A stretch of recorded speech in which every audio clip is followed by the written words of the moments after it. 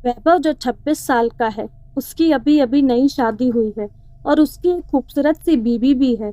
ये दोनों हनीमून मनाने हिमाचल गए थे, जहां उन्होंने 4 दिन गुजारे। अब उनके दिल्ली अपने घर वापस आने का समय हो गया था। दोनों अपनी गाड़ी में बैठ गए और दिल्ली के लिए चल दिए। रात के 11 बज गए थे। अब वो हिमाचल की घाटी को पार करने ही वाले थे। रोड बिल्कुल सुनसान थी और गाड़ी बिल्कुल तेजी में जा रही थी। अचानक वैभव को अपनी गाड़ी के आगे एक औरत दिखी, जिसने लाल रंग की साड़ी पहनी थी। वो दूर से ही हाथ हिलाकर गाड़ी को रोक रही थी। उसको देखकर वैभव की बीवी ने उसे गाड़ी रोकने से मना कर दी, क्योंकि उसको डर था कि ये कोई लूटपाट की चाल हो सकती है। लेकिन वो औरत गाड़ी के सामने आ गई, जिससे वैभव को गाड़ी रोकनी पड़ी।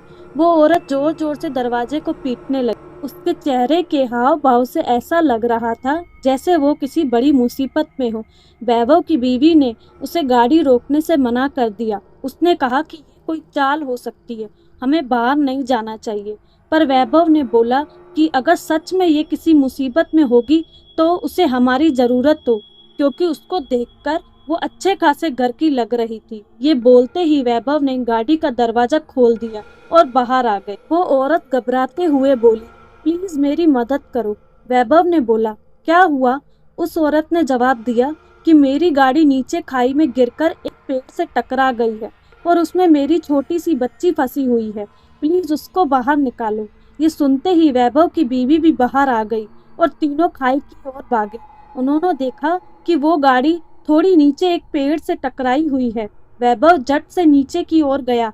उसने देखा कि पीछे वाली सीट पर एक बच्ची बैठी है जो रो रही है। वैभव ने दरवाजा खोलना चाहा, पर वो नहीं खुला। दरवाजा अटका हुआ था। उसने बहुत कोशिश की, तब जाकर वो दरवाजा खुला।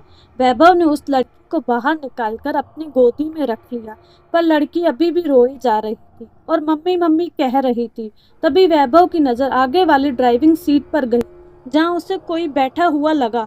लेकिन आगे वाली गाड़ी का शीशा धुंधला था तो साफ नजर नहीं आ रहा था। उसने अपने कपड़े से उसे साफ किया और जो वैभव ने देखा, उसे देखकर उसकी पैरों तले जमीन ही खिसक गई। उसको विश्वास नहीं हो रहा था। उसने देखा कि आगे वाली सीट पर और कोई नहीं, उस बच्चे की माँ थी जो मदद के लिए वैभव को बुला रही थी। उसने देखा कि वो औरत के माथे से खून निकल रहा था और उसकी मौत हो चुकी है। वैभव की पत्नी ने वैभव की हालत देखकर झट से उसके पास आई और यह मंजर देखकर हैरान हो गई। ये देखते ही वैभव और उसकी पत्नी की ओर देखा, जहां वो औरत खड़ी थी, पर वहां अब कोई नहीं था। दोस्तों, हमारी कहानी कैसी लगी अपनी राय कमेंट बॉक्स में ज़रूर देना। चैनल पर नए आए तो सब्सक्राइब करें और ऐसी मज़ेदार कहानियों के लिए हमसे जुड़े रहें। कहानी देखने को धन्यवाद।